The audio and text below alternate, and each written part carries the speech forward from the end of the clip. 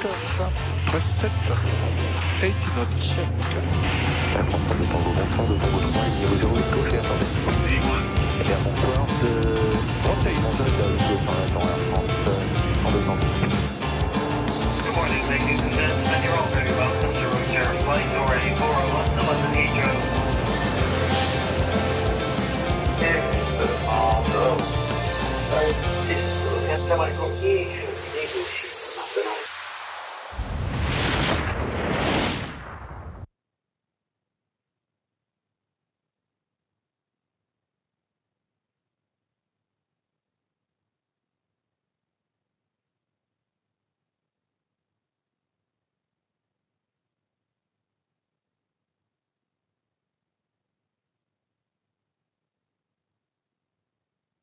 Ce qui se passe 1, 2, là vous m'entendez?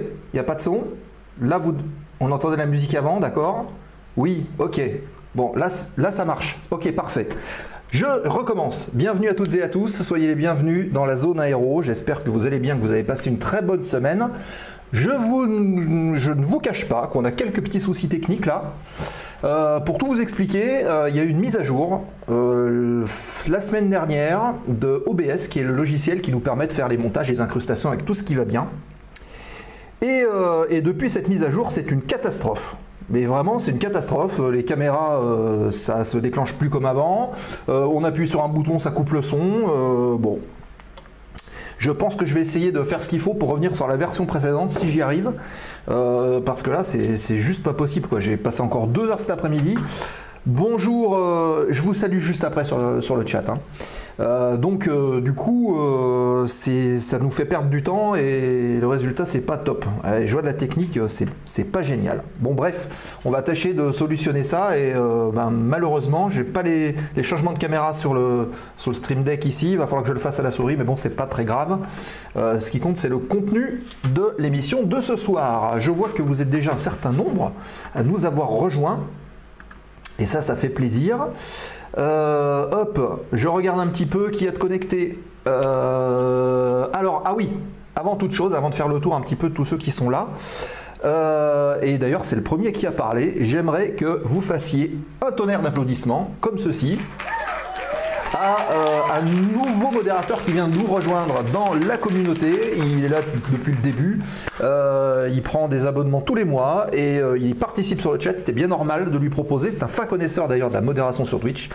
J'aimerais que vous accueilliez comme il se doit dans la team modérateur notre ami Jurden qui est là et qui a sa petite épée là, si vous regardez sur le côté, ici là.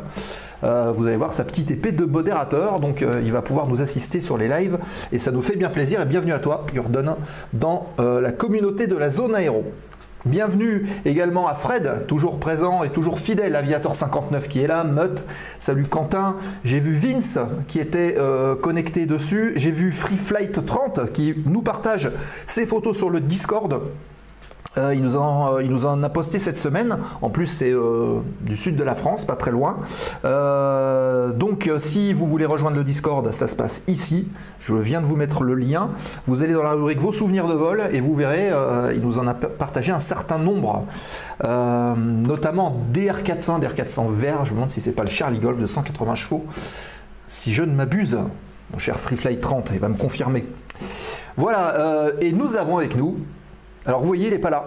Il devait être là, mais il n'est pas là. Il y a eu un problème de voiture, mais il est avec nous dans le chat, notre ami Nicolas, qu'on va retrouver tout à l'heure. Voilà. Bah écoutez, si tout va bien, si tout est OK, ce que je vous propose de faire, c'est tout de suite de déposer le plan de vol. Comme ça, on voit le sommaire qui a légèrement changé avec ce qui était prévu. Et juste après le sommaire, on va parler de la zone et des rendez-vous à venir. Oui, Freeflight, je disais que tu nous partageais des photos sur le Discord, notamment des photos de vol, et que j'avais cru reconnaître un DR400 vert, Charlie Golf peut-être. Je pensais à ça. Bon, bref.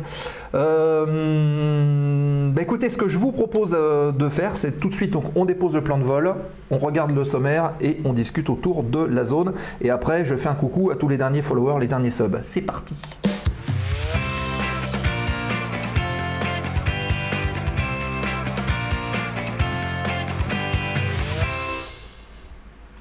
Et on dépose le plan de vol de l'émission avec le sommaire qui s'affiche ici.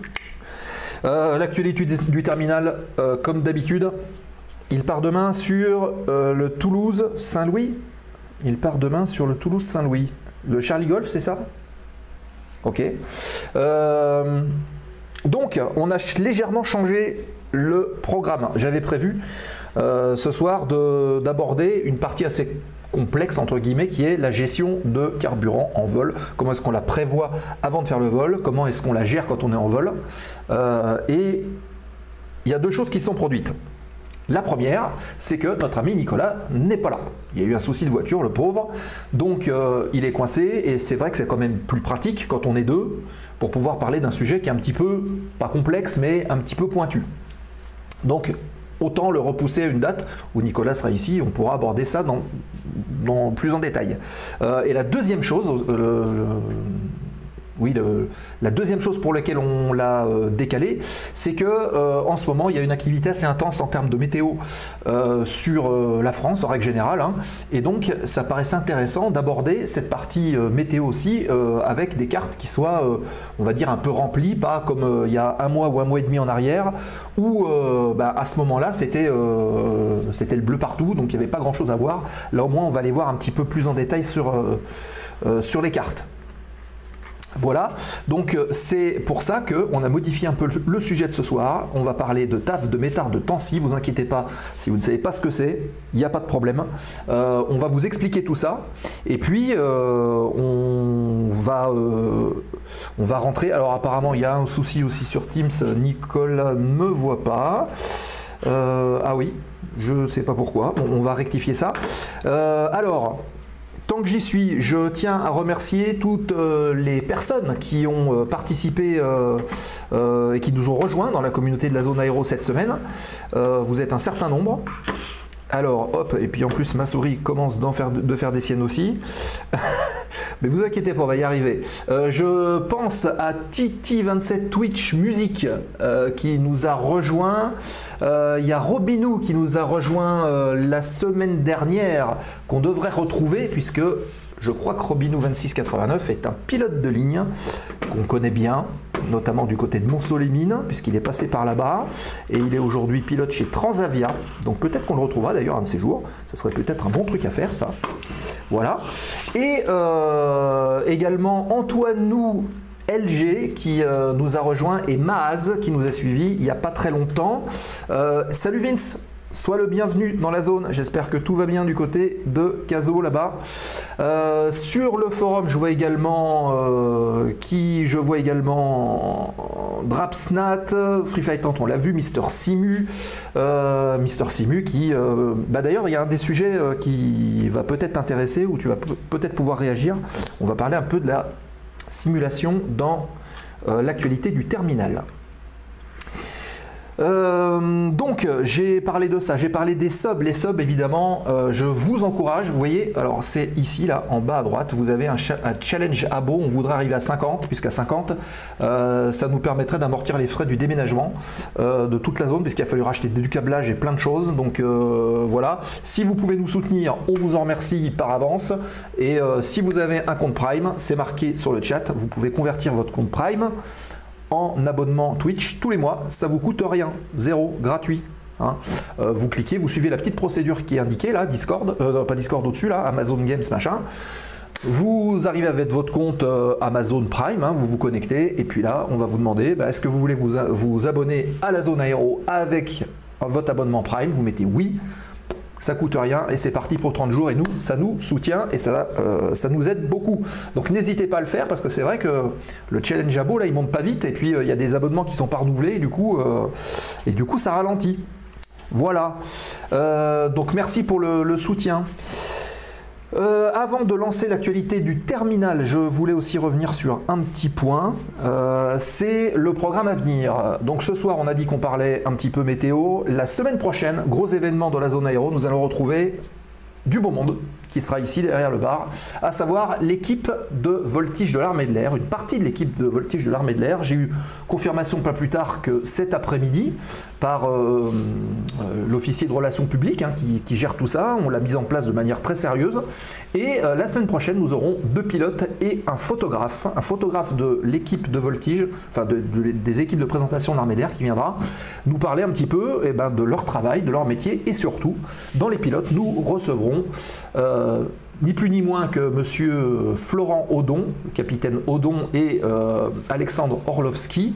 Tous deux, c'est simple, ce sont des champions du monde de voltige aérienne, et ils sont pilotes au sein de l'équipe de voltige de l'armée de l'air. Donc autant dire qu'il y aura du bon monde, et vous pourrez, derrière votre écran, poser toutes vos questions, les relire à l'antenne, et on discutera, et on parlera justement des derniers championnats durant lesquels la France a particulièrement brillé. Voilà, donc ça devrait être assez sympa, c'est la semaine prochaine dans la zone. Et puis, dans cette lignée-là, on devrait également pouvoir interviewer, courant de l'hiver, on va dire, les 2 officiers qui sont en charge de la communication au sein des équipes de voltige de l'armée de l'air. On avait reçu, vous vous souvenez, le capitaine Busque, Atos 17, qui nous avait parlé de son rôle de directeur, de directeur des équipes de présentation de l'armée de l'air. Là, on parlera relations publiques et comment est-ce que, d'un point de vue militaire, on gère aussi des réseaux sociaux autour d'une équipe, autour de la patrouille de France, autour des équipes de voltige de l'armée de l'air. Il y a des gens qui sont là pour ça. Ça fait partie quelque part un peu des nouveaux métiers, entre guillemets, de l'armée de l'air. Ça fait déjà quelques années que ça existe, mais aujourd'hui, on professionnalise en fait ce secteur-là, et on en parlera avec 2 officiers qui viendront nous présenter un petit peu tout ça ici. Dans les programmes à venir, je vous avais parlé de la BGTA, la brigade de gendarmerie des transports aériens. On devrait rencontrer quelqu'un qui viendra nous en parler. On devra avoir également un invité sur du contrôle aérien. Bref, vous voyez, il y a pas mal de choses. Il y a M. Jacques Bottelin aussi qu'on devrait avoir dans la zone aéro prochainement pour parler notamment de patrouille, pour parler de vol en formation. Donc un programme assez sympathique, vous en conviendrez, dans la zone aéro. Voilà, si vous avez d'ailleurs des suggestions, si vous avez des questions, vous pouvez le faire sur le chat ou sur le forum, n'hésitez pas. Tiens, j'ai une idée, est-ce qu'on pourrait parler de ça? Hop, vous le postez, nous on regarde, et quand c'est gérable, on le traite avec grand plaisir. Voilà pour le sommaire de cette émission de ce soir et à venir. On compte évidemment sur votre présence, le plus possible, et puis de relayer évidemment tous ces programmes de la aviation de collection. Ouais, alors ça, Nico, c'est pour toi ça, aviation de collection. Your job, my friend. Oui. Ouais, t'as vu, aviation de collection. Qui c'est qui veut ça? Et demandez sur le chat, c'est Free Flight 30 qui veut de l'aviation de collection, et il a bien raison d'ailleurs. On pourra faire ça. Ouais, on va parler un peu. Déjà, est-ce qu'il est allé à Melun? Bon, moi, j'y suis pas allé, mais il y avait à Melun, il y avait un grand meeting avec plein de Warbird ce week-end. Ouais. Alors ça, je sais pas, mais voilà, aviation de collection, on pourra faire des sujets là-dessus, sur des avions, par exemple. Non, il n'y a pas été. Il n'y a pas été. Donc, écoutez, ce que je vous propose, les copains, c'est de lancer l'actualité du terminal. On a 3 nouvelles à aborder ce soir. Et puis, on se retrouve juste après. On retrouvera également Nico en visio, si tout va bien. Voilà. C'est parti. Et écoutez, on lance le jingle actualité du terminal.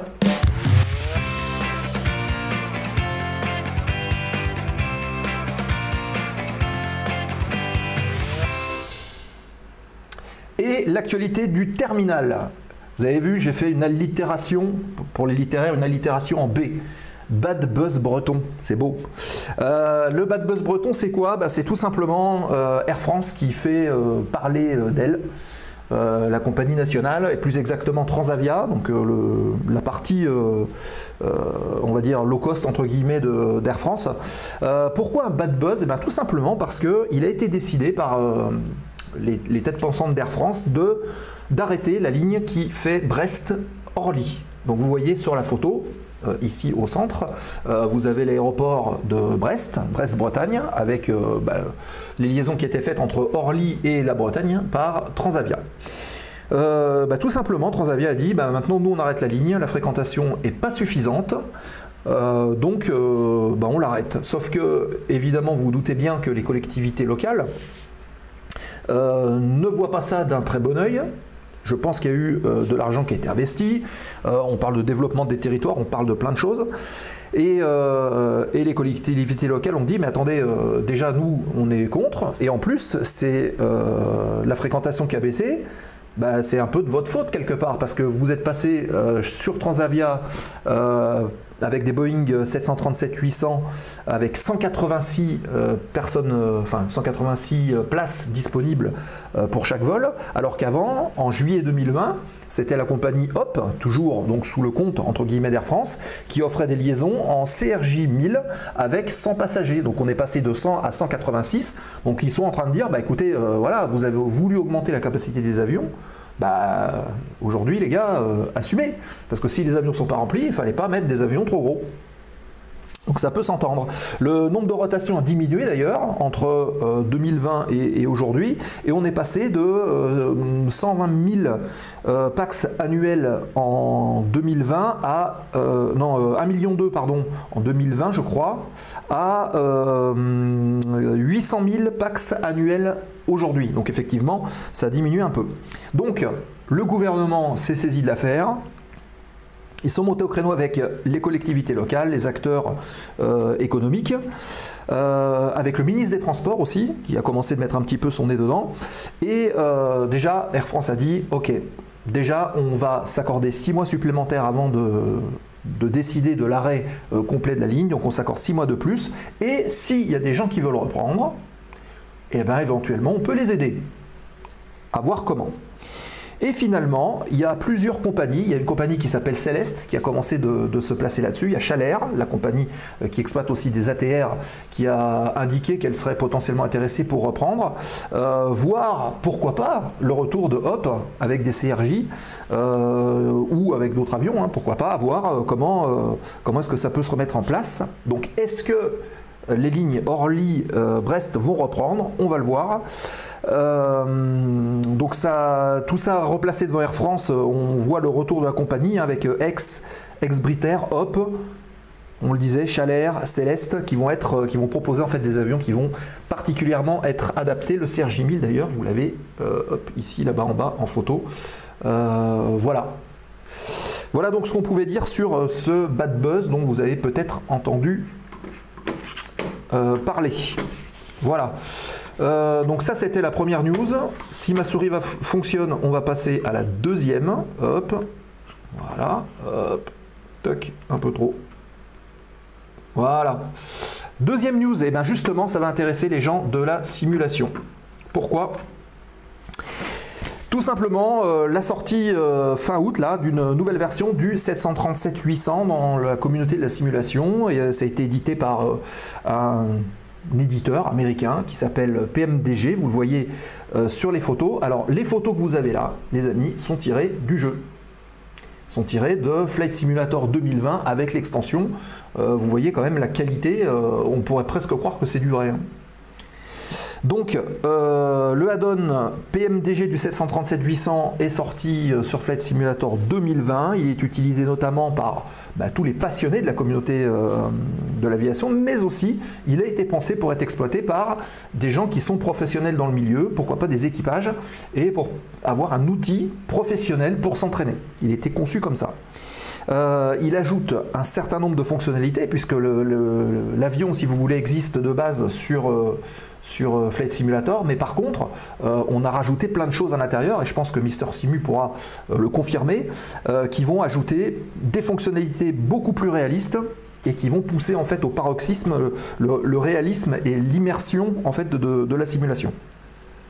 Pour parler de PMDG, donc c'est une société américaine qui est basée au Nevada. Elle a été créée en 1997 et entre 2003 et aujourd'hui, elle a sorti un certain nombre d'avions, dont le 737 qui est déjà sorti en 2003.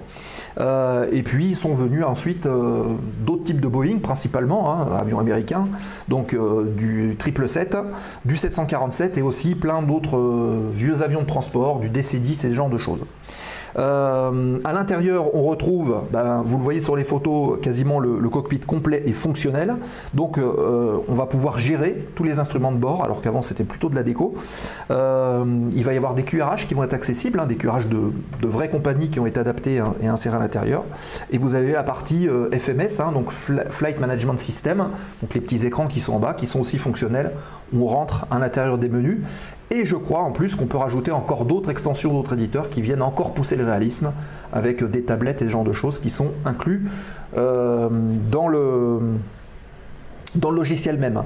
L'enveloppe de vol également a été retravaillée pour offrir plus de réalisme avec, on va dire, la vraie vie. Voilà, si vous êtes, d'ailleurs vous pouvez nous le dire sur le chat, est-ce que vous êtes utilisateur de simulateurs? Est-ce que ça vous arrive, si vous êtes pilote par exemple, d'utiliser un simulateur pour vous entraîner? Je ne parle pas en école, je parle dans la vie de tous les jours. Est-ce que ça vous passionne aussi ça? On aimerait bien savoir. Pendant que vous répondez à cette question, je l'espère, on va passer à l'actu suivante, la 3e du jour, où Free Flight nous dit X-Plane 11. Ouais, X-Plane qui était un classique. Hop, alors, voilà, on va parler, on va parler du projet Boom Supersonic. Alors, Boom Supersonic, c'est quoi? Eh bien, alors je vais pas utiliser le terme parce que je pourrais vous parler de ça, mais je vais pas le faire parce qu'après on va dire que je suis chauvin, donc non, je vais pas le faire. Boom Supersonic, c'est quoi? C'est un projet aux États-Unis qui a été pensé pour faire un nouvel avion de ligne supersonique. Donc voilà les premières images du projet. Alors ce sont des images de synthèse, précise. Cet avion s'appelle Overture. C'est un avion au départ. Vous pouvez voter au sondage pour savoir si vous utilisez des simulateurs. Tout à fait. Vous voyez le petit sondage qui s'affiche ici sur ici sur votre écran à droite. Vous pouvez le dérouler et voter. Et c'est Jurden qui gère ça. Merci Jurden. Donc le Boom Overture Supersonic, c'est un avion qui au départ a été conçu à 4 moteurs. Je ne sais pas si on le voit en haut à gauche sur la photo, donc il devait y avoir 4 moteurs, un peu comme le Concorde d'ailleurs. Il est conçu, et dans le cahier des charges, on voudrait qu'il soit utilisable à 100% de carburant durable. Et à l'intérieur, il y aurait, à votre avis, combien de PAX? 65 places seulement. Donc ce projet a été construit comme ça, et en fait, Boom Supersonic, les auteurs du projet ont annoncé il n'y a pas très longtemps 2 nouveaux partenariats, notamment avec Northrop Grumman, avec Collins Aerospace qui fabrique notamment de l'instrumentation de bord, et puis également Safran Landing System qui propose aussi des systèmes d'aide à l'atterrissage avec pas mal de choses. Cette nouvelle mouture, parce que les choses avancent au fur et à mesure où le projet déroule dans le temps, puisque ça a quand même déjà quelques années, on en est déjà à 26 millions d'heures de calcul pour le rendu, le travail de l'enveloppe et tout ça. On en est à 5 tests en soufflerie et on en est à 51 designs de l'avion successifs, ce qui est énorme. Alors vous allez me dire pourquoi est-ce que Northrop Grumman, qui fabrique plutôt des avions de chasse, qui fabrique plutôt des équipements militaires, pourquoi est-ce qu'on retrouve Northrop Grumman dans ce type de projet? Tout simplement parce qu'ils veulent penser une version militaire pour l'US Air Force de ce Boom Supersonic. Pour quelle raison? Tout simplement pour pouvoir, pour quelle mission? Pour pouvoir projeter déjà le gouvernement, être capable de le projeter rapidement à un endroit donné, mais aussi pour différents types de missions comme la surveillance, comme la reconnaissance, comme le transport de troupes, ou bien encore même l'évacuation sanitaire, et pour pouvoir être le plus rapide possible. En ce qui concerne le calendrier, premier vol prévu pour 2026, donc ça va arriver. Vous n'êtes que 4 à voter, les amis, il faut vous activer là. Quand on vous propose un petit vote. Non, oui, et je suis pilote, oui, ok, donc 50% pour les deux. Voilà. Donc non à 50% et oui à 50%, donc moite-moite. Donc premier vol, on dit prévu en 2026, mise en service en 2029. Et l'avion sera assemblé aux États-Unis, vous vous en doutez, en Caroline du Nord, à Greensboro. Et je pense que ça correspond à la photo du dessous où on voit les usines avec tout ce qu'il faut pour mettre les avions en place. D'ailleurs, on voit là ils en ont fait 3, puisqu'il y en a un qui roule et il y en a 2 autres derrière, devant les hangars. Et encore une fois, attention, c'est du virtuel, ce sont des images de synthèse. Voilà ce qu'on pouvait dire de ce boom supersonique en attendant Cocorico, hein, parce que le Concorde 1969, et là on est en 2022, presque 2023, et on repense à nouveau, on refait encore beaucoup de travail pour établir un avion de ligne supersonique. Est-ce qu'on aurait dû arrêter le Concorde? Je vous laisse libre dans votre réflexion. Voilà, il faut juste mettre les sièges dans le SR71. Mettre des sièges dans le SR71. Et on ne va pas en mettre beaucoup, Nico, et je pense que ça va coûter particulièrement cher quand on voit ce que le SR71 consomme. Voilà pour la partie actualité du terminal. Si vous avez des remarques, des choses à dire, n'hésitez pas. Le forum est ouvert. Bienvenue à GLAC49 qui est arrivé aussi. Hop, peut-être qu'on aura notre ami Michael Grezibitz qui va passer tout à l'heure, on va voir. Et puis en attendant, ce que je vous propose, c'est d'enchaîner tout de suite par la séquence suivante. On va parler de théorie avant la pratique. Hein. Donc avant d'aller voler, on fait de la théorie. La théorie c'est quoi? Et ben, ça va être ce soir de venir gratouiller un petit peu les éléments météo et de comprendre un petit peu comment tout cela est fait. On va retrouver également notre ami Nicolas. Donc c'est parti, la théorie avant la pratique.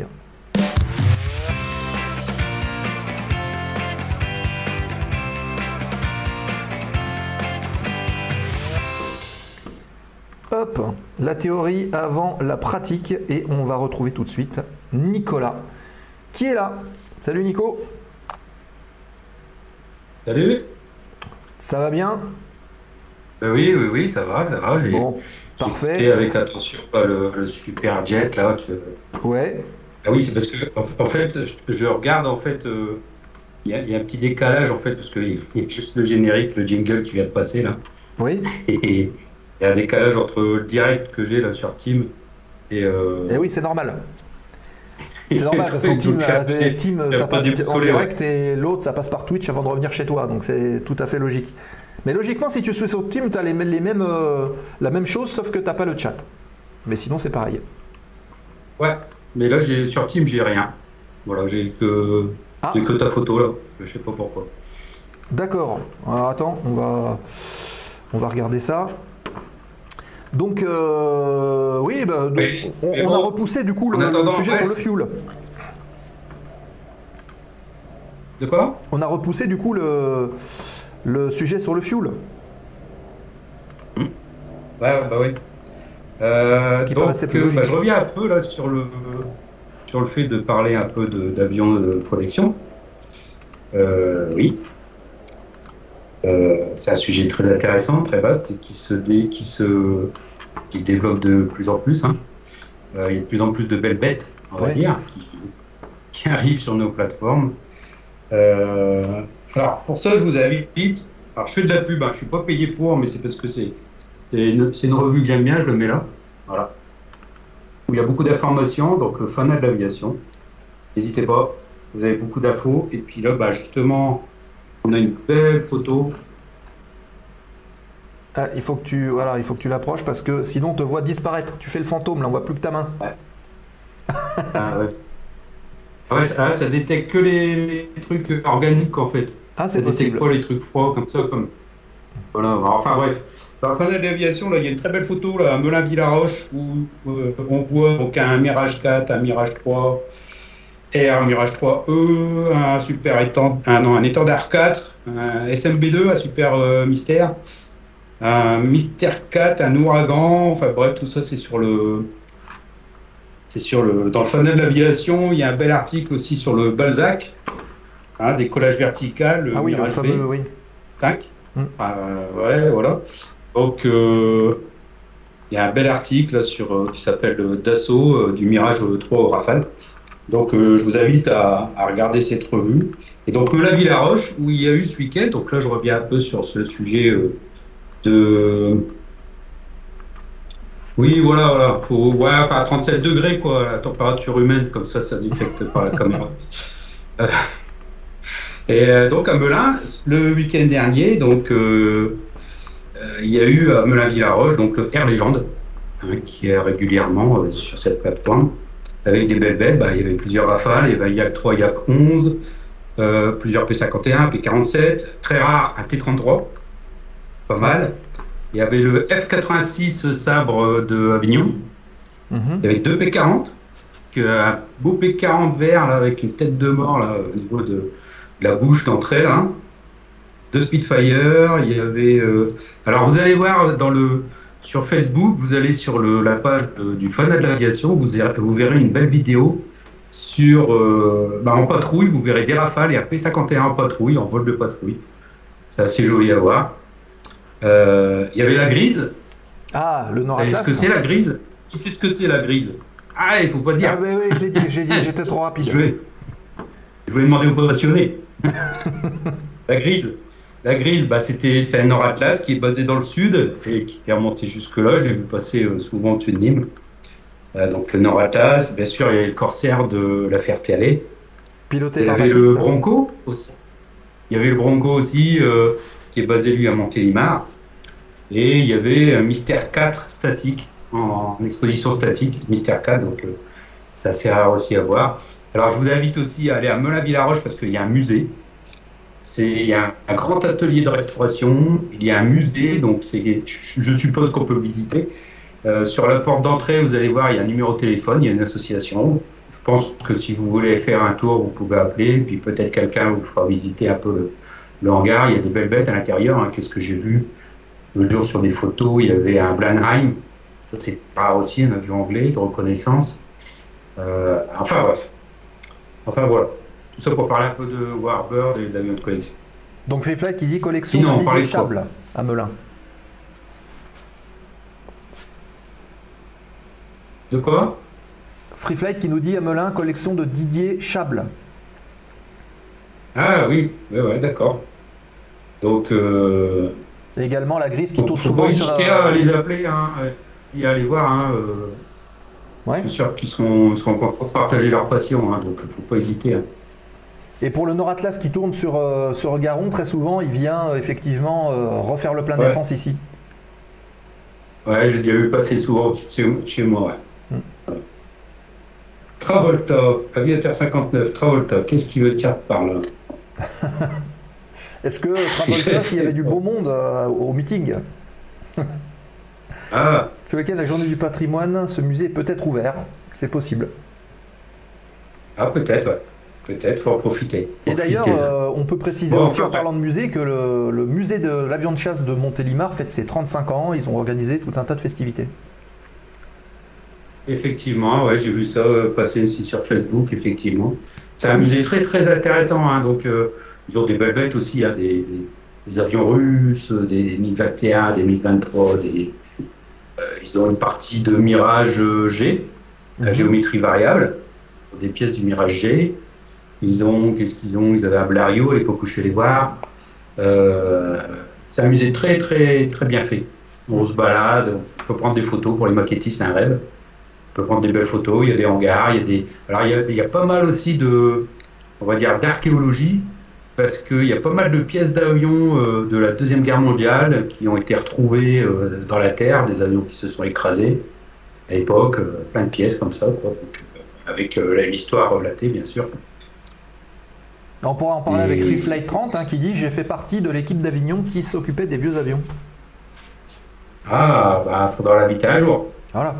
Hein, nous expliquer un peu comment on peut faire pour s'acheter un Warbird, comment on peut faire pour le restaurer, etc. etc. C'est intéressant. C'est jamais du jour au lendemain si on gagne au loto. Hein. Ok. Voilà. Bon, parfait. Voilà une petite parenthèse là, parce qu'on a abordé le sujet tout à l'heure. Petite parenthèse sur les avions de collection. Ouais. Donc nous, on devait parler de quoi, Claude? De météo. On va parler de météo un petit peu ce soir, notamment du dossier de vol. Et d'ailleurs, Nicolas, toi qui es parti il n'y a pas très longtemps, voler un peu partout là, je pense que c'est quelque chose qu'on aborde avec les élèves de manière assez, comment dire, magistrale au sens pédagogique du terme, j'ai envie de dire. C'est quelque chose qu'on déroule Ah ouais, avec sérieux parce que c'est le sujet météo particulièrement important. Bah oui, parce que en fait, je vais surtout parler du VFR, c'est ma grande expérience. Quand vous partez en vol, en fait, la météo, il faut l'analyser très bien pour ne pas se mettre dedans quand on est en VFR. Et on pourrait dire la même chose en IFR, pour ne pas se mettre dedans dans le givrage, par exemple, en IFR. Ou dans les CB, ou etc. etc. Donc voilà, donc ça demande une bonne préparation, une bonne connaissance de la réglementation. J'y reviens parce que c'est important. C'est comme si en sachant exploiter la réglementation et en analysant la météo, qu'on peut prendre des décisions une fois qu'on est en l'air, une fois qu'on est dans l'avion. Ouais. Si on ne sait pas analyser, si on ne sait pas la réglementation, et ben là, au moindre petit nuage, on fait demi-tour. Ouais. On ne sait pas quoi faire et puis... D'ailleurs, c'est une question, moi j'ai joué un peu les candidats aussi, pourquoi finalement le pilote qui arrive à l'aéroclub, il sort son avion, il veut aller voler, ok, il fait beau, on y va, boum. Tiens, il fait beau, on va à Clermont-Ferrand. Pourquoi pas, tiens. C'est une vraie question, pourquoi est-ce qu'il ne suffit pas de faire ça? C'est ça la... Ah non, non, parce que après ça dépend, s'il décolle de Lille, effectivement, il y a un très long vol à faire. Et il peut rencontrer sur sa route différents types de météo. Il peut faire beau là au départ, mais je pense que sa vision va pas au-delà de l'horizon. Donc, je pense que quand il est par terre et puis qu'il juge la météo en regardant le ciel, son horizon n'est pas très très loin. Donc, je pense pas qu'il puisse voir jusque Clermont-Ferrand le temps qu'il fasse. Donc pour ça, il est obligé d'analyser la météo. Pour ça, il va prendre des messages. Qu'on appelle des messages, il va analyser des cartes aussi, météo, et puis sur sa route, et puis à destination. Et en fonction de ce qu'il va traduire de ces messages, de ce qu'il va constater sur les cartes, il va pouvoir décider s'il part ou pas. Après, il peut y avoir des doutes. Alors, on a toujours dit que quand il y a un doute, on reste par terre, comme ça au moins il n'y a pas de doute. Mais voilà. On peut quand même aller voir, mais si on va voir avec un doute au niveau météo, il faut toujours se mettre une porte de sortie. Ouais. Connaître la réglementation pour pouvoir aller vers cette porte de sortie. Toujours pouvoir faire demi-tour. D'accord. Alors justement, voilà. Si on parle un petit peu, avant de rentrer dans les dossiers de vol avec toutes les dénominations qui existent et qui peuvent paraître un peu compliquées, est-ce qu'on peut parler justement de cette réglementation en termes de VFR et qu'est-ce qu'elle nous dit justement cette réglementation? Alors la réglementation, c'est ce qu'on appelle les conditions VMC, Visual Minimum Condition, Meteorological Condition, c'est-à-dire que les conditions de pilotage à vue, météo à vue. Donc les conditions, ce qu'on appelle les conditions VMC, c'est respecter une distance par rapport au nuage. Je parle en VFR, donc une distance à respecter par rapport au nuage et une visibilité aussi en dessous de laquelle on n'aura pas le droit de voler. C'est sûr que si vous avez un brouillard à couper au couteau, là en sortant l'avion du hangar, c'est sûr que c'est pas très bon de voler. Même pour certains IFR, c'est même interdit de voler aussi. Si on ne voit pas le bout du parking, je pense qu'il faut rester par terre. Alors, donc, Aviateur 59 qui dit durant le vol, y a-t-il une plateforme qui pourrait nous donner la météo? Tout à fait. Alors oui, tout à fait. Donc, de toute façon, pendant tout le vol, je vous conseille d'être en relation tout le temps avec le contrôle. Tout l'espace aérien français est sous contrôle. D'accord. Alors quand je dis sous contrôle, ça ne veut pas dire un espace aérien contrôlé avec une clairance, etc. etc. C'est-à-dire que vous avez des espaces aériens qu'on appelle réglementairement non contrôlés, mais on a quand même contact avec un contrôleur. Donc voilà, donc c'est un conseil à donner à tous les pilotes. C'est à partir du moment où ils font une navigation, c'est d'être tout le temps en contact avec ce qu'on appelle l'ATC, donc un contrôleur aérien. Et donc, si vous avez un doute sur la météo quand vous êtes en l'air, ce contrôleur, si vous lui demandez, il peut vous donner des informations météo sur votre route, sur les terrains sur lesquels que vous allez survoler, et sur votre terrain de destination. Ah, si vous avez encore 1h30 de vol, puis la météo elle commence à se dégrader devant vous, vous êtes trop loin pour capter la fréquence du terrain de destination, vous pouvez demander au contrôle avec qui vous êtes, est-ce que vous pouvez me prendre la météo sur le terrain de destination. Donc lui, il va appeler le terrain de destination, il va prendre toutes les infos météo, il va vous les retransmettre par radio, et puis là, vous pourrez décider si vous continuez le vol ou pas à destination. Ok. Voilà. Si vous avez des questions dans le chat, n'hésitez pas à les poser, on les relaie, on a lancé sur le chat. Hein. Allez-y, hein. Il n'y a pas de questions bêtes, au contraire, on est bête si on ne pose pas la question. On est là justement pour répondre, lever le doute, et si vous en avez, allez-y, n'hésitez pas, on est là pour ça.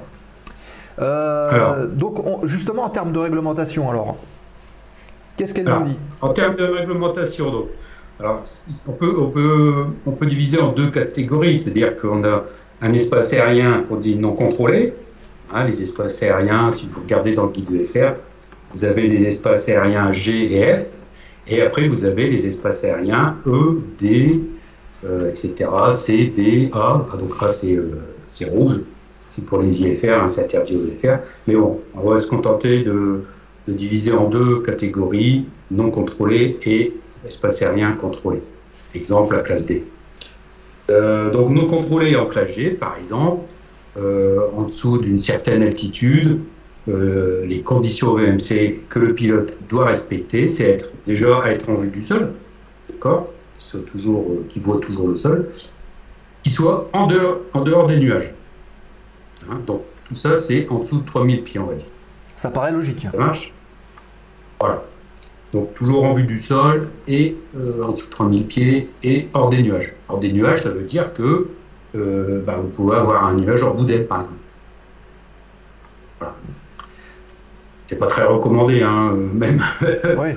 dans ces trucs-là, vaut mieux avoir un espace assez conséquent entre vous et le nuage. Hein.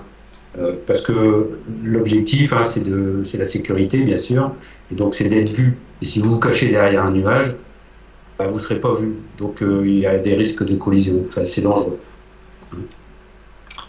Donc voilà. Après, vous allez dans la classe D, où là, vous allez devoir respecter une distance de 1000 pieds verticalement par rapport au nuage. C'est-à-dire que vous devez voler en dessous des nuages avec un espace entre vous et les nuages de 1000 pieds. D'accord. Et vous pouvez voler au-dessus du nuage avec un espacement de 1000 pieds. D'accord. Alors ces conditions-là, on les retrouve aussi en classe G, mais au-dessus des 3000. Hein, vous vous souvenez, je vous ai parlé des 3000 pieds, où en dessous, c'est en vue du sol et hors des nuages. Par contre, au-dessus des 3000 pieds, en classe G, c'est pareil qu'en classe D, c'est-à-dire qu'il faut avoir un espacement assez conséquent, donc de 300 mètres, 1000 pieds par rapport au nuage de manière verticale. Après, il y a horizontal, 1500 mètres horizontal, mais là, je ne me suis jamais amusé à slalomer entre les nuages à 1500 mètres de distance. Je préfère voler au-dessus ou en dessous. Hein. C'est plus pratique, ça va tout droit. Hein. Donc voilà pour la réglementation. Ensuite, qu'est-ce qu'il faut savoir aussi au niveau réglementation? Ce qui est bien à savoir aussi, c'est quelle est l'altitude minimale de survol. À quelle altitude on peut voler au minimum? Est-ce qu'il y en a qui le savent dans le chat? Parce que on vole, et puis la météo se dégrade, et puis comme on n'a pas le droit d'aller dans les nuages, la couche elle descend, nous on descend aussi. Alors c'est pas un conseil non plus à donner, c'est de suivre la couche comme ça, c'est pas un bon conseil non plus. Et bon, ça peut arriver, donc suivez, vous descendez, mais vous n'allez pas descendre jusqu'à 10 mètres sol quand même, hein, parce qu'il y a quand même des clôtures à éviter. Hein. Et Jordan qui demande si au décollage ça compte. Comment? Jordan qui demande si au décollage ça compte. Au décollage ça compte. Qu'est-ce qui... Alors ça manque un peu de précision. Qu'est-ce qui compte au décollage? Est-ce que le décollage compte en fait dans l'altitude minimum? Je pense que c'est ce qu'il veut demander. Non, parce que on est obligé de décoller quand même, donc on peut pas être à... Alors Aviateur 59 me dit 300 mètres. Non. Ça ferait pas beaucoup. 300 mètres, ça fait 1000 pieds. Sinon, j'aurais dit 1 mm. Oui, 1 mm, oui, voilà, pour le décollage, on peut voler 1 mm. Non, c'est la moitié de 300 mètres, c'est 500 pieds. On a le droit de voler à 500 pieds sol, au-dessus du sol. D'accord? Donc voilà. Donc ça veut dire que si vous avez une couche de nuages à 600 pieds, bah, vous pouvez toujours voler à 500 pieds sol en dessous de la couche de nuages. Voilà. Vous voyez la réglementation, c'est pour ça que c'est bon à savoir, parce que le jour où vous vous retrouvez dans une situation un peu délicate au niveau météo, bah ouais, mais je peux descendre si la météo se dégrade, que je dois descendre, jusqu'où je peux descendre, il faut connaître la réglementation. Donc c'est à 100 pieds sol. D'accord? Alors après, je ne parle pas des villes ou des rassemblements de personnes, où là c'est plus haut, hein, bien sûr. On n'a pas le droit de survoler de ville à 500 pieds, bien sûr. Ça, je vous laisse aller voir dans la réglementation, mais là, par rapport à la météo, je vous dis, au niveau des champs, c'est les 500 pieds seuls. Donc voilà, donc, vous voyez, il y a déjà 2 informations à savoir. C'est 1, à quelle altitude on peut voler au minimum, au-dessus des champs. Hein, on va simplifier. Et 2, la réglementation. Donc là, je suis à cette altitude-là, je suis en dessous des 3000 pieds. On va dire que je suis en classe G non contrôlée. Donc c'est quoi mes conditions OMC à respecter? C'est les conditions à respecter sont hors des nuages et en vue du sol. Donc voilà, et ben je peux respecter. Donc effectivement, si j'ai une couche à 600 pieds, je peux voler à 500 pieds sol et je respecte les conditions OMC. Et Jordan, alors, et si les nuages descendent alors qu'on est déjà à 500 pieds, que doit-on faire? Ah ouais, oui, ça peut arriver, effectivement. Et ben, si on peut, c'est là où je reviens sur la porte de sortie. Normalement, on a prévu une porte de sortie qui est en général derrière. Donc on fait demi-tour. Et puis on va là où il fait beau. Hein, donc c'est la porte de sortie. Si on est à 500 pieds, si on fait demi-tour et puis qu'on est enfermé dans une sorte de cloche, hein, et puis on ne peut pas aller à droite, on ne peut pas aller à gauche, on ne peut pas aller devant, on ne peut pas aller derrière, parce qu'on ne peut pas descendre plus bas de 500 pieds, et puis on risque de rentrer dans le nuage. Bon, là, c'est une question de survie, hein, parce que quand vous êtes dans cette situation-là, si vous êtes dans une situation quand même d'urgence, donc n'hésitez pas à faire un mêlée. Hein, et donc là, vous devez déclencher donc ce qu'on appelle une IVV, une interruption volontaire du vol. Si vous êtes à 500 pieds sol, enfermé, que partout autour, vous ne pouvez pas passer à cause des nuages, quand vous êtes encore en vue du sol, n'hésitez pas à vous poser. C'est votre survie. Dans un pré où on peut, quoi. Dans un pré, oui, bien sûr. Hein, dans un pré, voilà, donc ne pas hésiter à faire une IVV. Hein, vaut mieux être en vie, faire une IVV, être en vie, et puis aller boire un verre après avec les gendarmes en expliquant ce qui s'est passé. Alors, faut pas avoir peur du gendarme, hein, ça peut arriver, la météo elle se dégrade, elle peut se dégrader alors c'était prévu qu'il fasse à peu près beau, et puis finalement ça s'est dégradé plus que ça peut arriver. Hein. Donc voilà, faut pas hésiter, il faut se poser et expliquer ça aux gendarmes tranquillement, faut pas avoir la peur du gendarme, ça peut arriver à tout le monde.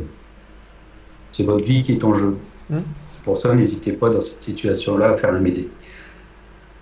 Donc voilà, donc ensuite, au niveau de la préparation, donc le pilote de tout à l'heure qui voulait à Clermont-Ferrand, qui sort l'avion du hangar, qui dit il fait beau, là je vais à Clermont-Ferrand, on va dire qu'il part de Lille. Alors bien sûr, il a sorti son dossier météo, donc il a étudié les messages, il a étudié la carte. Et en fait, pour s'organiser, le mieux c'est tout ramener à du binaire, en fait. C'est oui ou non, c'est du 0 ou du 1. Donc c'est du 0, on va dire que c'est non. Et du 1, on va dire que c'est oui. Donc soit j'y vais, soit j'y vais pas. Faut toujours amener une analyse aéronautique comme ça du binaire. C'est-à-dire que au départ, on est sur un terrain non contrôlé, donc c'est-à-dire qu'on est en classe G. Les nuages, on regarde avec les yeux, on estime qu'ils sont à 1500 pieds, et on a le droit de voler. Donc ça veut dire que là, oui, je peux y aller, ou non, je peux pas y aller. Donc là, effectivement, la vision, on va dire qu'elle est bonne, les nuages sont à 1500 pieds, je suis en classe G, je pars d'un terrain non contrôlé. Donc du coup, le binaire, oui, je peux partir.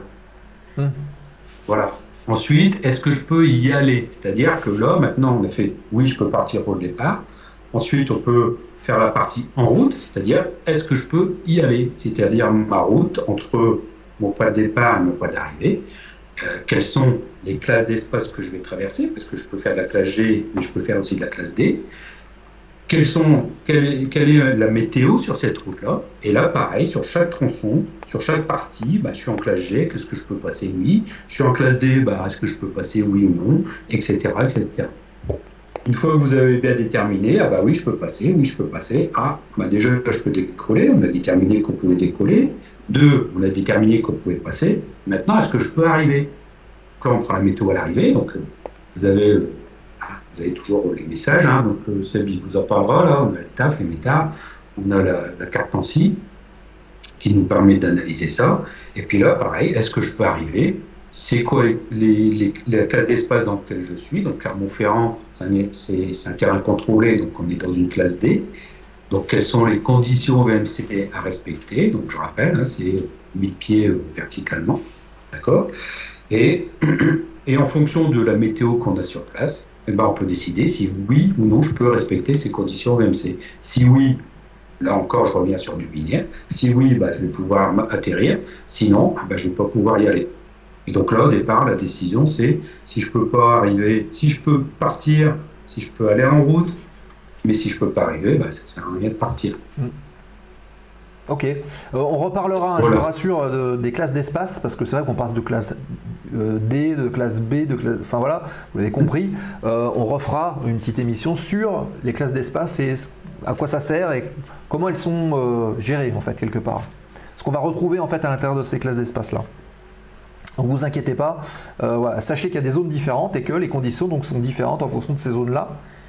Et donc, d'après ce que tu viens de dire, Nico, il appartient au pilote, au commandant de bord, d'être sûr qu'il va respecter en fait ces conditions-là pendant tout son vol. Voilà. Alors après, il y a des conditions spéciales, ce qu'on appelle le VFR spécial. C'est-à-dire que si à l'arrivée, par exemple, la météo est en dessous des conditions VMC, en VFR, on a quand même la possibilité d'aller à destination, d'aller atterrir sur cet aérodrome. C'est ce qu'on appelle le VFR spécial. Oui. Dans ce cas-là, en fait, on rabaisse un peu les minimums météo. C'est-à-dire que dans la classe D, au lieu d'avoir 1000 pieds d'espacement par rapport au nuage, et ben là, on va être hors des nuages, comme en classe G. D'accord. Et on va pouvoir atterrir. Mais pour ça, il faut avoir une clairance de VFR spécial. Il faut demander au contrôleur. Lui expliquer pourquoi on demande. D'accord. Donc, il faut clairement dire dans le message, bonjour monsieur, je suis un avion, provenance de Lille, à destination de vos installations. J'arrive à l'entrée de votre zone. Je ne vais pas pouvoir respecter les conditions VMC. Est-ce que je peux avoir une clairance VFR spéciale? Ouais. Donc, le contrôleur, en général, il accorde et il vous demande de passer par les points d'entrée. Si vous allez regarder avec curiosité sur les cartes VAC des terrains contrôlés, vous avez des points d'entrée. D'accord. Voilà. Alors, hop. Est-ce que c'est des questions sur le chat là? Alors, n'hésitez pas à poser vos questions si vous en avez. Je suis en train d'essayer de retrouver une petite image qu'on pourrait exploiter là.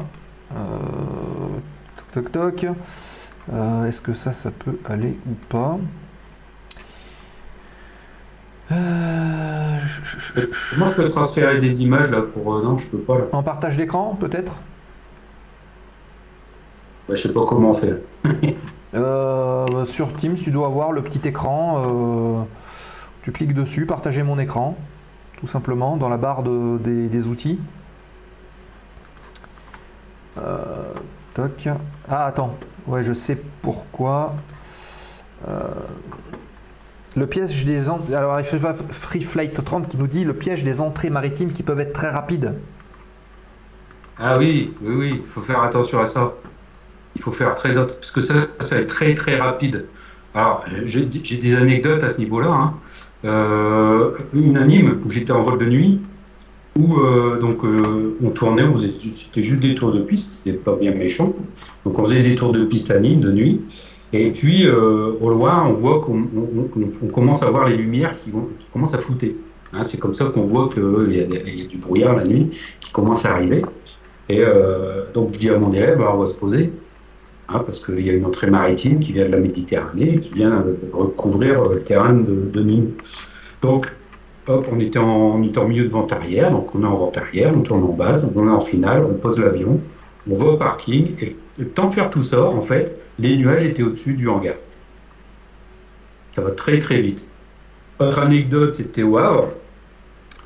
Alors au Havre, ce qui est intéressant, c'est que comme terrain, parce que il est au bord de la falaise, et quand vous arrivez, alors je ne me souviens plus de l'orientation exacte de la piste, mais quand vous arrivez un peu du sud, vous avez l'impression d'arriver sur un porte-avions en fait.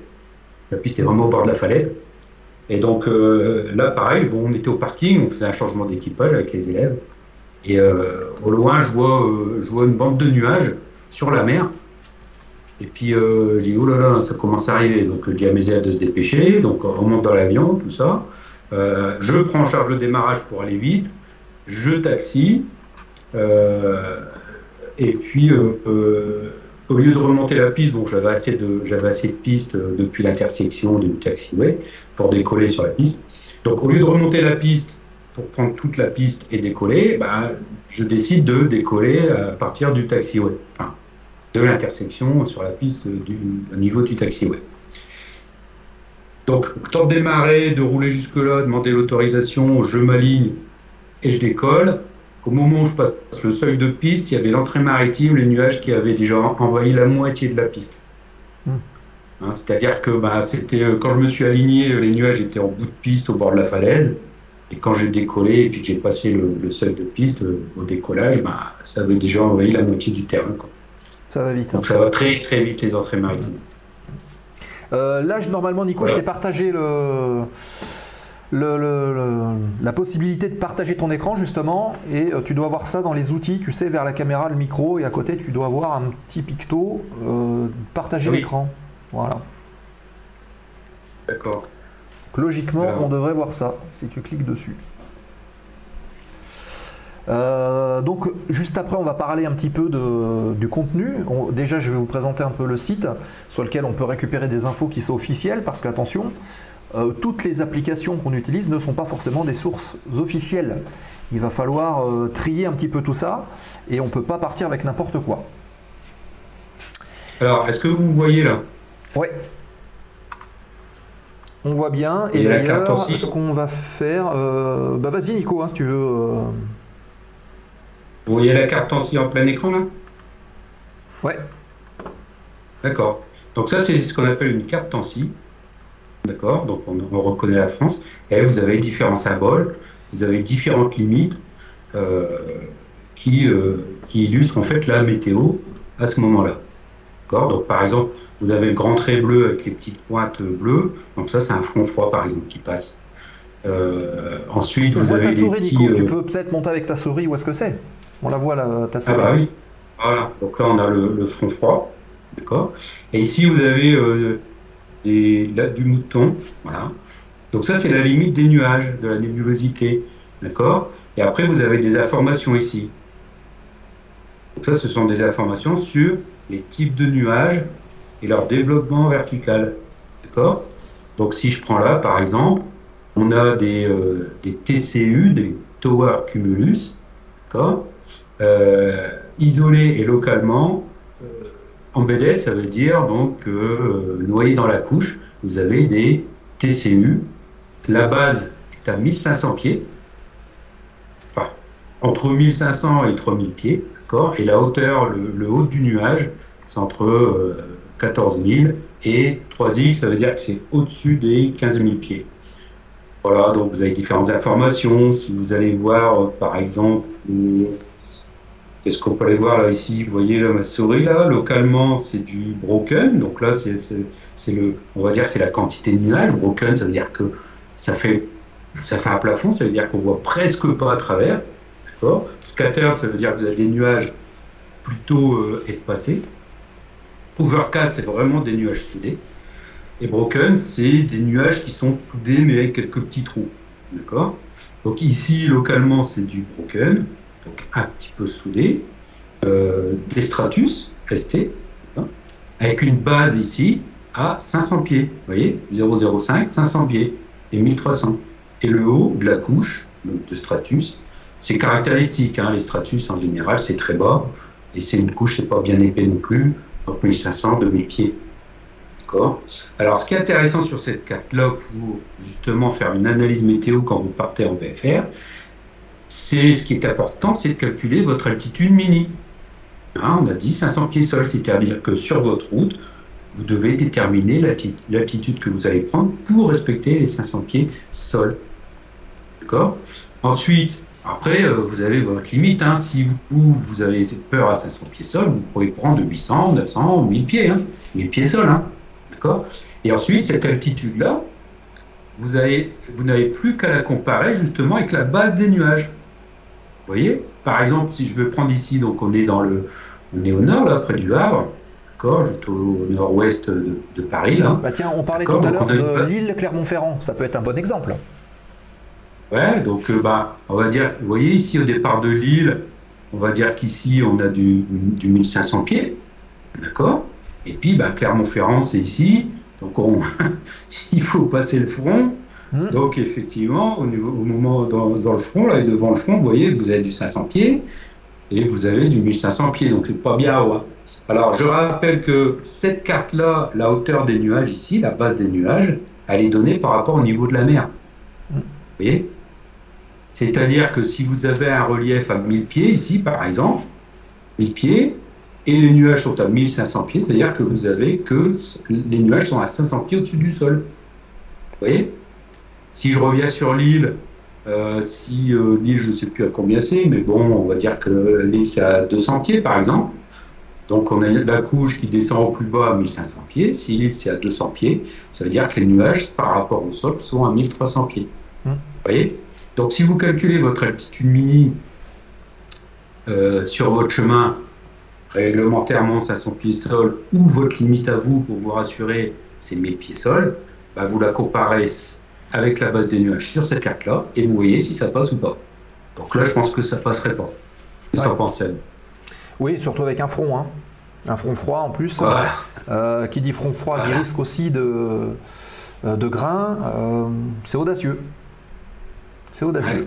Ouais, là, je pense qu'il faut reporter à notre jour. Donc c'est pour ça qu'il faut faire attention.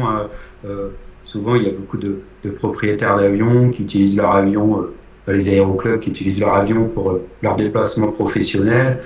Et il y en a beaucoup, ça arrive trop souvent, qui ont pris un rendez-vous professionnel qu'ils ne doivent pas rater pour leur entreprise. En fait, ils ont décidé de partir en avion. Et malgré une météo comme ça, ils partent quand même. Quoi. Donc méfiance. Alors par exemple, on pourrait se dire, écoutez, puisqu'il ne fait pas beau en VMC, on va partir en IFR de Lille pour aller à Clermont-Ferrand. Pourquoi pas? Voilà. Eh ben non. Moi, je déconseillerais aussi de faire ce trajet. Pourquoi? Tout simplement, si vous regardez, et je pense que tu peux mettre la petite main de ta souris, Nico, voilà, juste à gauche, vers le petit symbole qu'on voit là, comme un gugus qui lève les bras, on voit ce petit symbole avec les deux traits, plus haut, celui en haut, parce que là c'est plus Biarritz que... voilà, celui-là. Là vous voyez, on a la même chose que pour les nuages. Donc on voit 2000, 4000 jusqu'à XXX, donc au-dessus de l'altitude maximale, de l'altitude maximale de la carte. Et là ça veut dire tout simplement qu'entre 2000 et 4000 pieds et au-dessus, on rentre dans des conditions givrantes. En quelque sorte, votre avion va rentrer là-dedans. Si jamais il passe au travers d'un nuage, ce qui est souvent le cas en IFR, vous allez avoir de l'accumulation de gel, de glace, et ça peut aller assez vite. Donc il faut faire attention aussi que votre altitude mini, quelque part, vous garantisse d'être en dehors de ces conditions givrantes. Alors, vous le savez peut-être, mais quand on parle de givrage, on parle de température, et dans l'atmosphère standard, on compte une déperdition de 2 degrés par tranche de 1000 pieds. Et là, qu'est-ce qu'on voit? On voit que l'ISO 0, c'est-à-dire la limite à laquelle l'eau se transforme en glace, elle est où? Elle est à 4000 pieds. Donc ça colle bien avec le petit symbole qu'on a juste au-dessus, qui est entre 2000 et 4000. Donc cette limite-là, cette ISO 0-là fluctue. Et le problème, c'est quand on est dedans, on givre. Il peut y avoir de l'eau surfondue qui vient se coller en plus sur les surfaces de l'avion. Donc on va perdre de l'aérodynamisme, on va augmenter la traînée.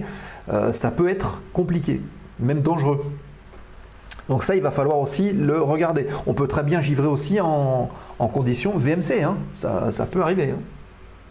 Il n'y a pas que... ça va dépendre de l'humidité de l'air, ça va dépendre de plein de paramètres. Mais voilà, en IFR, ça ne serait pas non plus forcément conseillé, à part si on a un avion qui est vraiment équipé pour. Les avions de ligne sont équipés pour faire ce genre de choses. Hein. Voilà. Donc là, c'est pas bon pour partir un 28 novembre, par exemple. Ouais. Alors, qu'est-ce que je peux vous montrer? J'ai une autre photo aussi, là, qui... voilà, donc... Voilà, pour illustrer un peu la réglementation, voilà. Vous voyez, hein, donc en classe G. Ah voilà, c'est ce que je cherchais tout à l'heure. Voilà, donc on a la limite des 3000 pieds, là. D'accord. Et hors des nuages, en vue du sol. Au-dessus, c'est 300 mètres, donc 1000 pieds verticalement, 1500 mètres horizontalement. Après, il y a des conditions ici de visibilité. Hein. Il faut que ici on ait au moins 5 km de visible. En classe D ici, hein, vous voyez, c'est simple, hein, c'est pareil, c'est 1000 pieds, donc 300 mètres verticalement, et 5 km de visibilité. Alors pourquoi ces chiffres? On pourrait aussi poser la question, pourquoi est-ce qu'on a choisi 8 km, 5 km? Pourquoi est-ce qu'on a choisi des tranches de 1000 pieds? Bonne question. Ouais. Et tout ça, en fait, ce sont des ingénieurs qui ont pensé là-dessus. Ils se sont dit, bon ok, on va partir du principe qu'un avion de tourisme, il croise à peu près à 100 nœuds. Et puis, les avions en IFR, ils vont plus vite, on va prendre 150, 180 nœuds. Et puis, on va regarder en combien de temps, avec les varios de ces avions-là, donc leur vitesse de montée ou de descente, et leur vitesse de croisière, à quelle vitesse ils vont. Et en fait, en réalité, si vous prenez en dessous du FL100, donc des avions qui sont en dessous de 10 000 pieds, si vous voulez, sont des petits avions, généralement des avions de tourisme, ils vont moins vite. Donc ils sont à peu près à 100 nœuds. Et 100 nœuds, ça correspond précisément à 5 km de visée horizontale et 30 secondes de vol.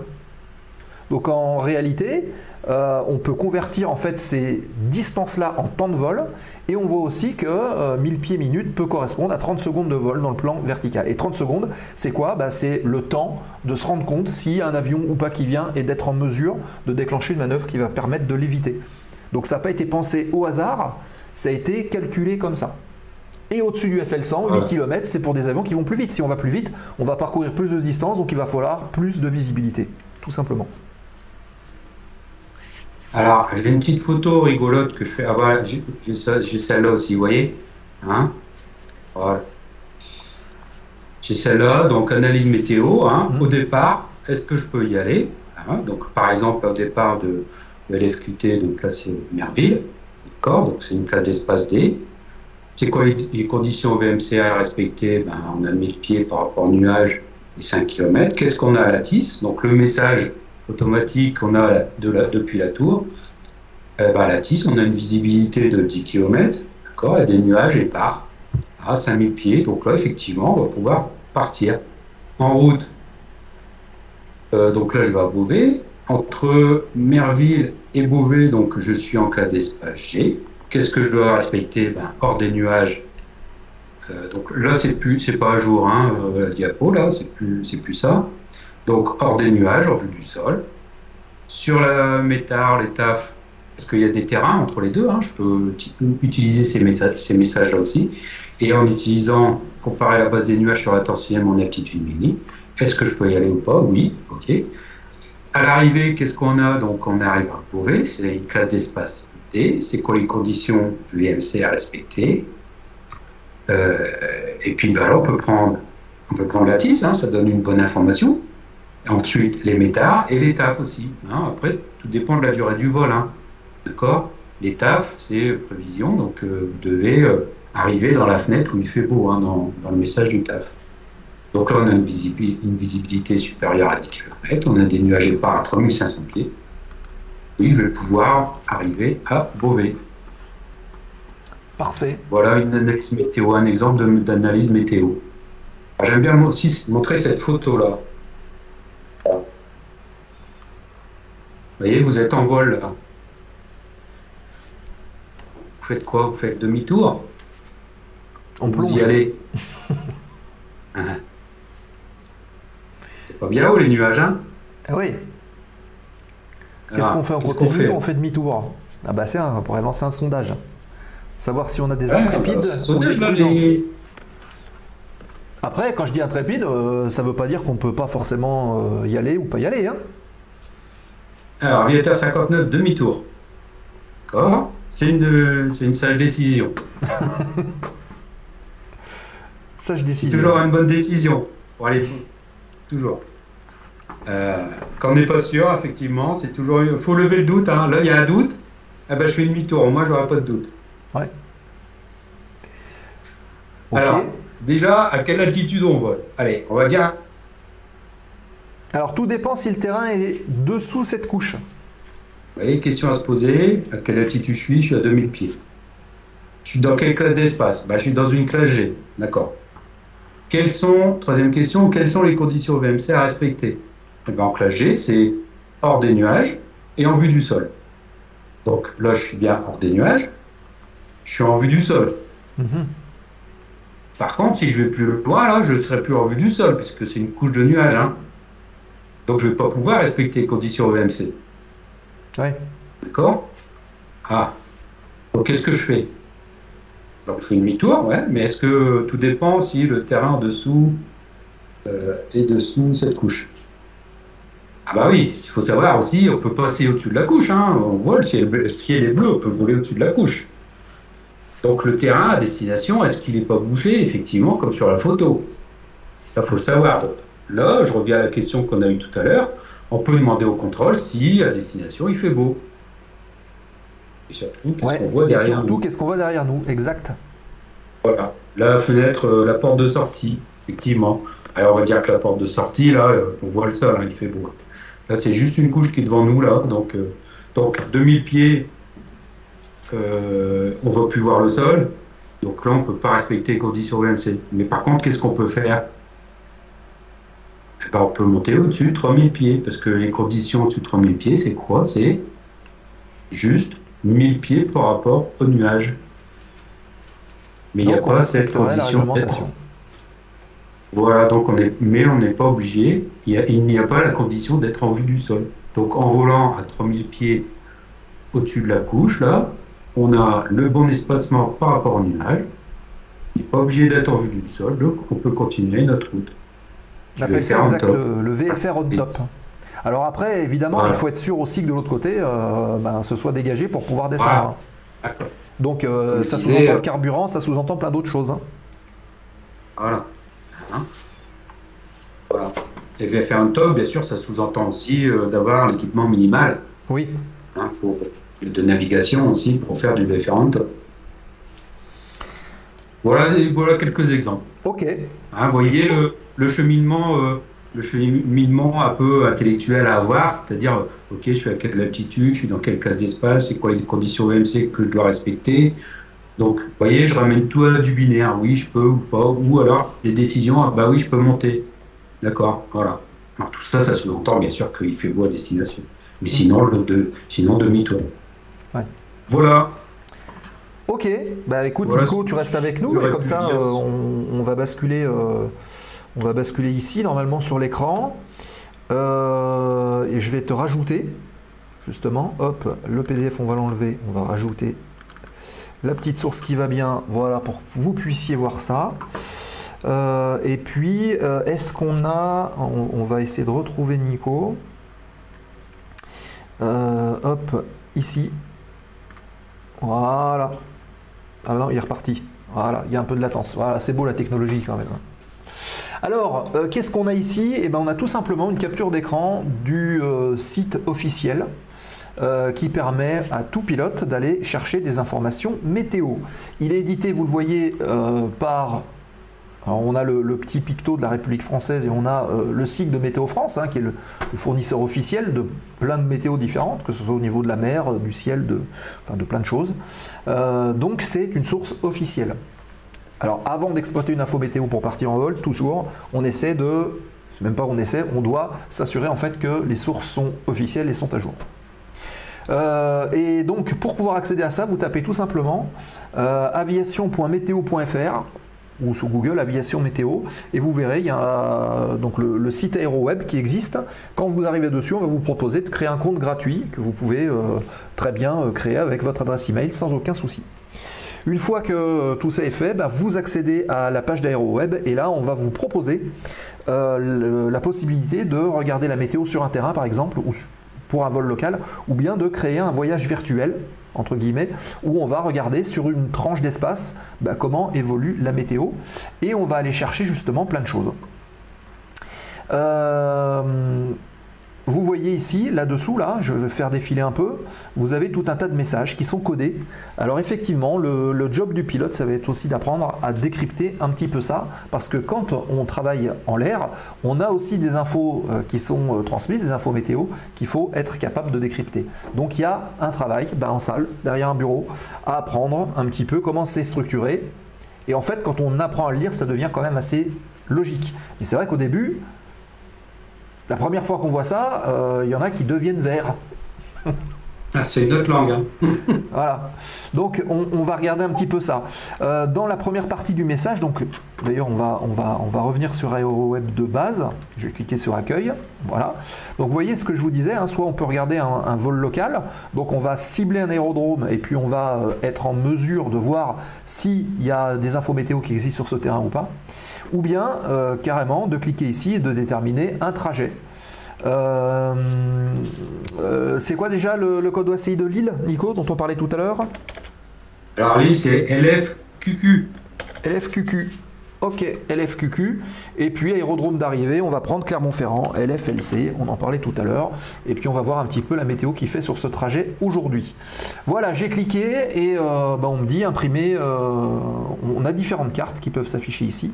Donc moi je vais faire imprimer tout le dossier. Ça va me l'ouvrir sur une autre fenêtre que je vais vous partager tout de suite et ce sera beaucoup plus simple. Alors hop, on est ici et ce sera ceci. Voilà, je crois que c'est ça. Ok. Alors, hop, il faut que je revienne sur la page. Ça doit être celui-ci. Voilà, c'est celui-là. Donc, qu'est-ce que je retrouve dans mon dossier de vol? Je vais avoir ce que j'ai paramétré, à savoir un vol depuis Lille jusqu'à Clermont-Ferrand avec un niveau de vol maxi donné pour 100. Pourquoi 100? Parce que tout simplement, c'est pour les avions de tourisme. Au-delà, il faut que les avions soient équipés de manière suffisante. Faut qu'ils soient pressurisés, ni plus ni moins, pour pouvoir voler un certain temps au-dessus de cette altitude-là. Sinon, on est rapidement limité par la réglementation, par l'hypoxie, bref, on ne va pas rentrer dans les détails, mais en gros, c'est principalement à cause de ça. Alors, qu'est-ce qu'on retrouve? On va retrouver pas mal de terrains qui sont autour de la route qu'on s'est fixée. Qu'est-ce qu'on retrouve? On a Lille, on a des terrains qui sont probablement Belgique, on a le Bourget, on retrouve Paris-Orly. Donc vous voyez, la zone elle est quand même particulièrement large, mais ça va nous permettre d'avoir une vision globale des choses. Alors si on se concentre déjà sur Lille, on va constater que le message est divisé en deux parties. La première partie, c'est ce qu'on appelle le METAR, et la deuxième partie, c'est ce qu'on appelle le TAF. Alors, METAR, c'est quoi? C'est tout simplement ce qu'on appelle en fait un message d'observation. Le message d'observation, c'est quoi? C'est le météorologue ou les systèmes qui sont sur place qui vont être capables de regarder la météo et d'en tirer un certain nombre d'informations pour rédiger un message particulier. Ce message particulier, ici, on voit, il commence toujours par l'identifiant du terrain, la date d'édition, donc c'est le 14 qui est aujourd'hui à 19h30 Zoulou, donc en heure UTC. C'est pas en heure locale, c'est de l'heure UTC. On sait que c'est un message automatique. On va avoir des informations sur le vent, qu'on a ici. Donc un vent qui vient du secteur 350, donc quasiment du nord, pour 5 nœuds. La visibilité dont parlait Nicolas tout à l'heure, elle est indiquée ici. On a donc 6000 mètres, 6 km de visibilité, avec des nuages qui sont broken, vous vous souvenez, Nico en a parlé, à 800 pieds. Alors, broken 800 pieds, il y a une petite subtilité, c'est qu'ici on est au niveau du terrain. Donc on ne va pas parler d'altitude, comme sur la carte précédente, mais on va parler de hauteur. Donc la hauteur, c'est par rapport au sol. L'altitude, c'est par rapport au niveau moyen de la mer. Donc, qu'est-ce qu'on voit? Il y a plusieurs couches. Oui. Oui, non, c'est important de faire la différence, parce que... Hauteur, altitude, niveau de vol, 3 calages différents. Voilà, sur les messages, c'est vraiment par rapport au sol, par rapport au terrain. Voilà. Et sur la carte qu'on a vue tout à l'heure, que j'ai montrée, effectivement, c'est par rapport au niveau de la mer. Ce qui est totalement logique, le terrain c'est une zone qui est très localisée, donc on peut parler du sol. Sur des zones qui sont très larges, et ben, il faut un dénominateur commun, j'ai envie de dire, qui est le niveau moyen de la mer. Donc Brocken 800, et qu'est-ce qu'on voit? On voit Brocken 1400. Donc là on comprend en fait qu'il y a deux couches qui se superposent un peu. Et un Brocken 4100. Donc vous imaginez, on a plusieurs couches à différentes altitudes. Imaginez qu'un avion qui vole à vue soit prisonnier entre deux couches. C'est pas une situation d'avenir, comme dirait notre ami athée. On voit que la température est de 15 degrés et le point de rosée de 14 degrés. Donc à 1 degré près, on rentre dans un processus de condensation. C'est-à-dire que l'air va se condenser, il y a de l'eau qui va se former, donc en réalité il va y avoir des nuages qui peuvent apparaître. On voit que Alors, on peut préciser que c'est une bonne indication, la température, les 15 degrés, et 14 degrés, c'est ce qu'on appelle le point de rosée. C'est-à-dire que c'est la température à laquelle on doit descendre l'air, la masse d'air, pour qu'il commence à y avoir des gouttes d'eau qui se forment. Voilà. Donc plus la température 15, là, si elle descend encore vers 14, là il y aura de la condensation, ça veut dire qu'on aura du brouillard. Donc là on n'est pas loin de la formation nuageuse quand même, à 1 degré près. Hein. Ouais. QNH, donc 1007, c'est la pression au niveau du terrain, on va dire, pression de niveau de la mer ramené au terrain. Et, si je peux me permettre, Serge, vas-y. Si je peux me permettre, si tu regardes en dessous sur Chièvre, oui. Tu vois, si tu regardes la température et le point de rosée, 15-15, on est là. On peut remarquer qu'à côté de la visibilité, tu vois, on a le BR. BR. Brume. Voilà. Oui, c'est typique. On a condensation, donc l'apparition de brume ou de brouillard. On repart sur l'île. Donc on a le Q1007. Q1007, donc une pression assez basse, puisque la moyenne est à peu près située à 1013. Et puis 1013, 1015, ça dépend si on parle navigation ou météo en fait. Ça c'est la pression de l'atmosphère au niveau de la mer. Voilà. Et on a un tempo. Donc tempo c'est quoi? C'est ce qu'on appelle la trend, c'est-à-dire la tendance courte. Donc la tendance courte du message qui est valable en gros pour 2 heures après l'édition du message. D'accord? Donc là 19h30, en réalité c'est 21h30. Donc vous voyez, ça fait 20 minutes que le message est sorti et il nous donne la tendance jusqu'à 23h30 locale, cette fois-ci. Hein. Donc là, qu'est-ce qu'on nous dit? On nous dit que temporairement, on peut avoir du brouillard avec une visibilité verticale qui est non rapportée, normale puisque le brouillard est collé sur le sol, c'est au sol donc il n'y a pas d'altitude à rapporter, et que on a ici 300 c'est quoi? C'est la visibilité. Donc on aura 300 mètres de visibilité, autant dire pas grand chose, avec du brouillard, et voilà. Et c'est temporairement. On va dire 300 mètres, ça fait un tiers de piste. Oui. Donc c'est quand même pas beaucoup. En fait, ça dépend de la piste, mais un quart, un tiers de piste, quoi. C'est pas beaucoup. Hein. C'est pas beaucoup. C'est pas beaucoup. Donc ça, en fait, c'est un message, le METAR, un message d'observation. Donc c'est ce qu'on voit sur le terrain à l'instant où le message il a été édité. Maintenant, la deuxième partie, c'est ce qu'on appelle le taflon. Donc F pour forecast, qui veut dire prévision. Et là, en fait, on va avoir plus d'informations puisqu'on va avoir des zones de prévision qui vont se rajouter en fait à ce message-là. Mais on retrouve à peu près la même structure. Donc déjà, AMD n'a rien à voir avec les processeurs d'ordinateur. Ça veut dire que le message a été amendé, donc il y a eu une première édition, il a été remodifié. Il était voilà, un amendement. On retrouve la même chose, hein, donc message édité le 14 à 19h29 Zoulou, donc 21h29 local, et on nous dit que ce message il va être valable dans une tranche bien déterminée, à savoir du 14 donc à 21h local, 19h Zoulou, jusque au 15 à 24 heures. Donc en gros 24 plus 2 heures, donc au 15, donc demain matin 2 heures du matin. Vent du 360 pour 6 nœuds, donc vent du nord, toujours pareil, le vent n'a pas trop bougé, c'est un petit peu renforcé de 1 nœud. On a une visibilité qui est un peu meilleure puisqu'on est à 8000 mètres, 8 km. On a un Brocken 600, là par contre il fait meilleur mais la hauteur de la couche diminue, hein, on est à 800 pieds, on perd 200 pieds.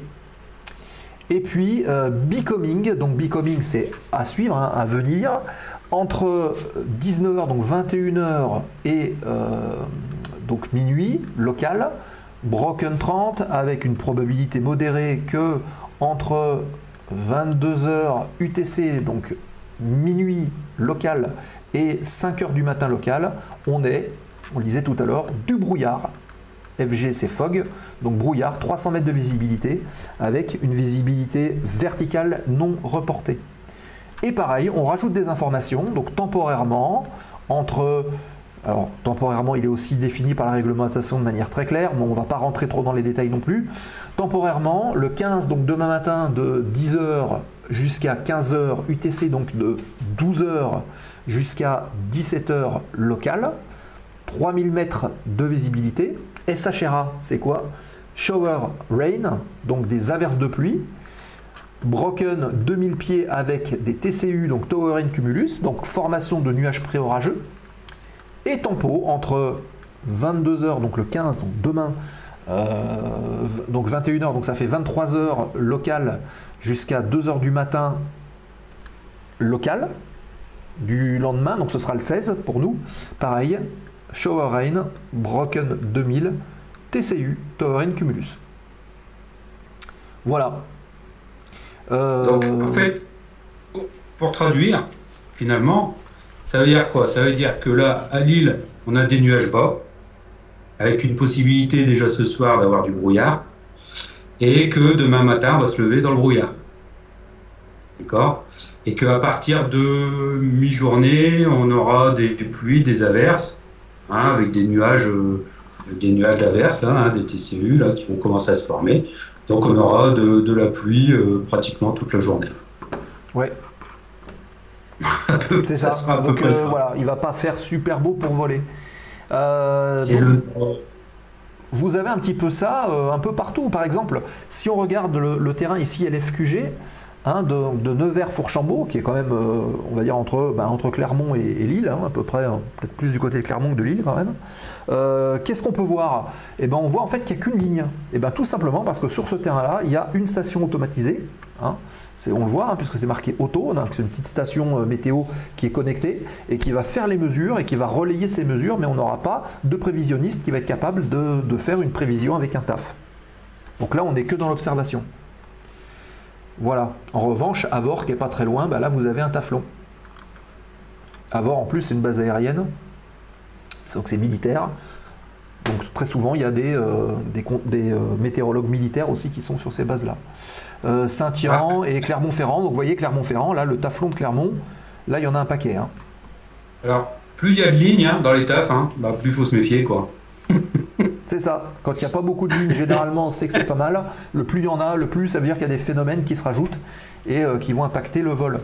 Un exemple, alors on ne va pas le décrire non plus en entier, hein, puisque c'est déjà 19h59 UTC. Voilà. Qu'est-ce qu'on peut voir? On peut voir par exemple VRB ici. Voilà. Si on prend cette formule-là, VRB 15G30 KT, c'est tout simplement une indication du vent qui nous dit vent de direction variable, dont la force est de 15 nœuds avec des rafales à 30 nœuds. G pour gust. Qu'est-ce qu'on a d'autre qui peut être intéressant? Si vous avez des choses à rajouter, Nico, n'hésite pas.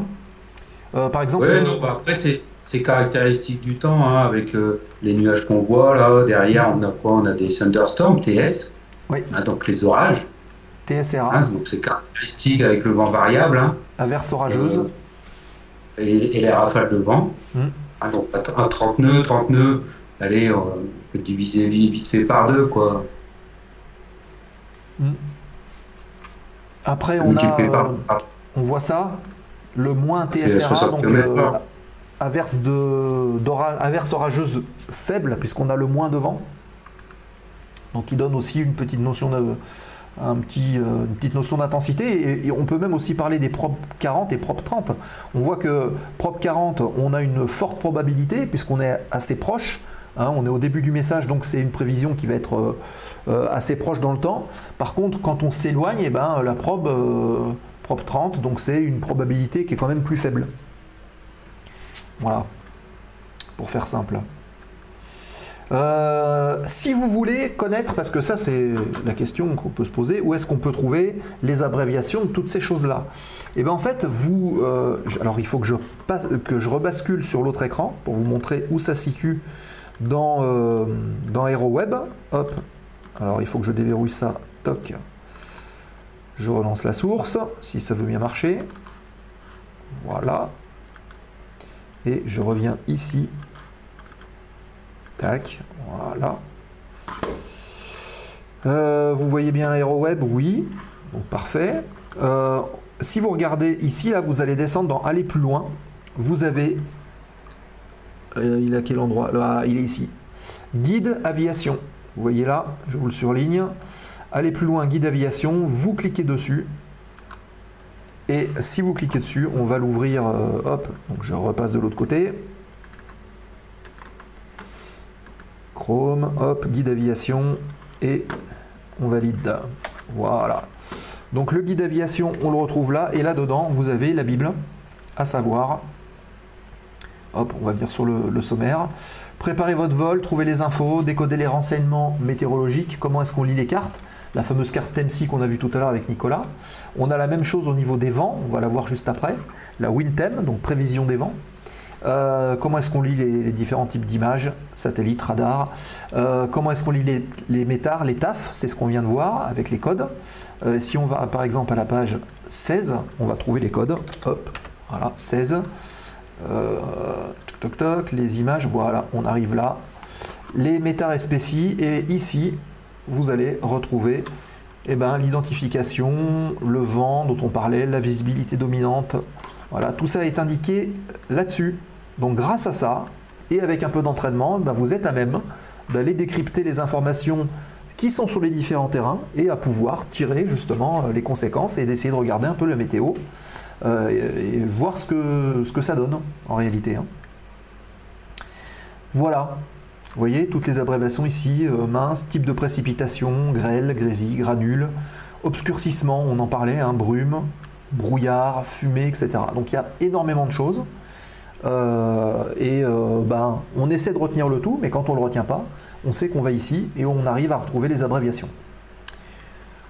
Voilà, en ce qui concerne le vent, on va ouvrir une WinTem pour que vous puissiez voir un petit peu de quoi il s'agit.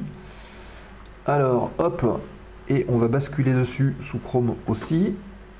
Voilà, et la WinTem, elle est là.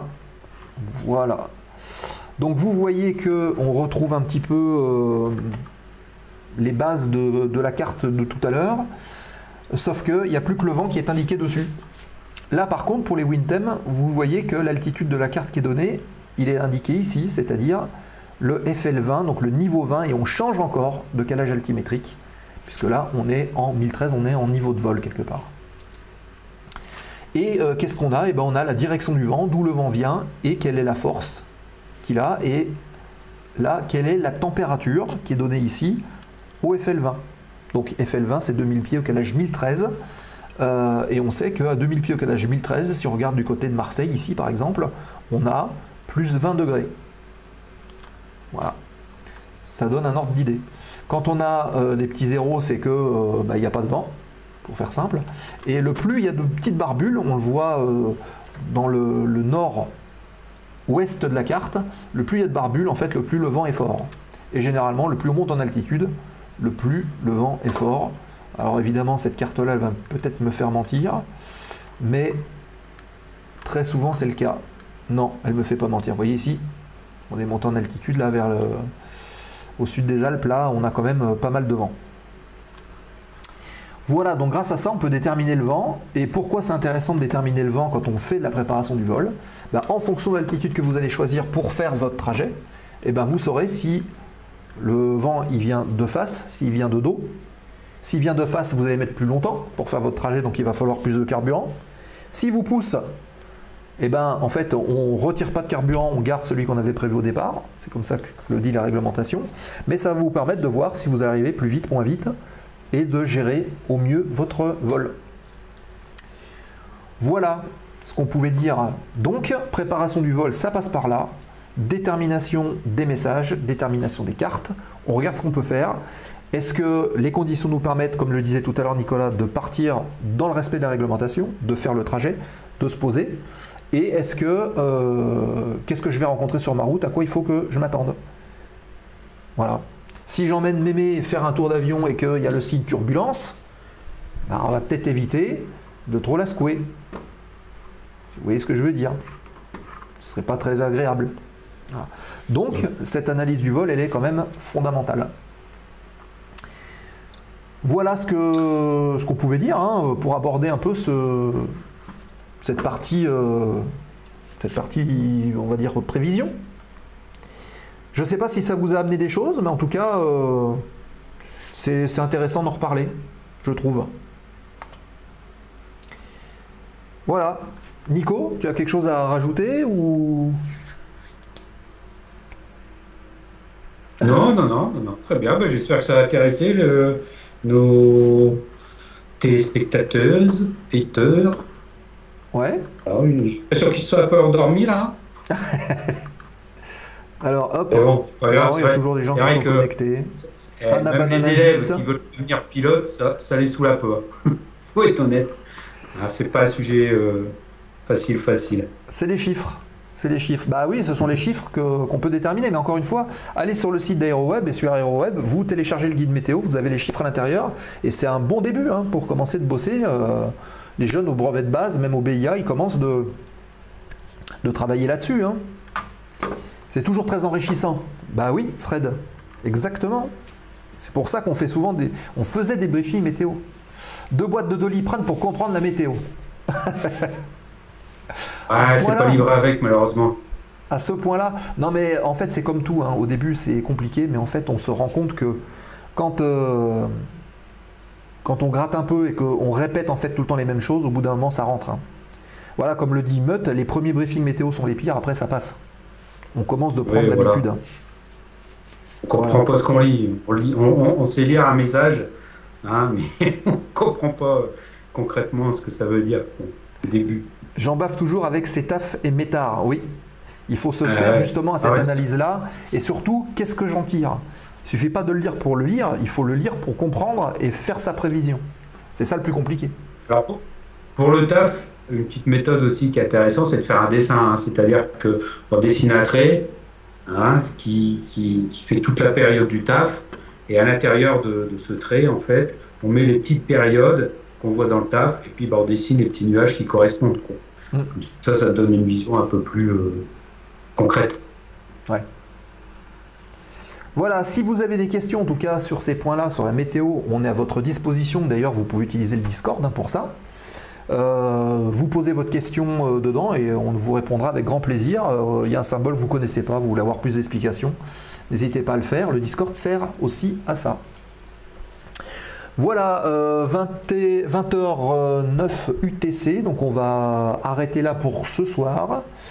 On va lancer vite fait la dernière séquence de l'émission, donc la séquence remise de gaz fort aux questions. Et puis on reparle un petit peu de tout ça et on reparle des programmes à venir. C'est parti!